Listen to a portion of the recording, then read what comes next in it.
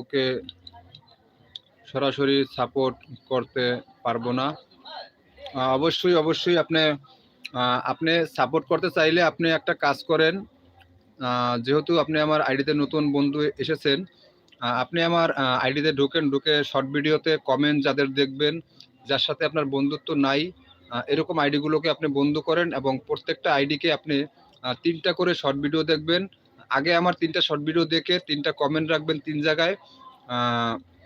তারপরে মানে আমার ওই ১, ২, ৩টা শর্ট ভিডিওর ভিতরে যাদের কমেন্ট পাবেন, প্রত্যেককে আপনি কমেন্ট করবেন প্রত্যেকের আইডিতে এবং ৩টা করে শর্ট ভিডিও দেখে আসেন।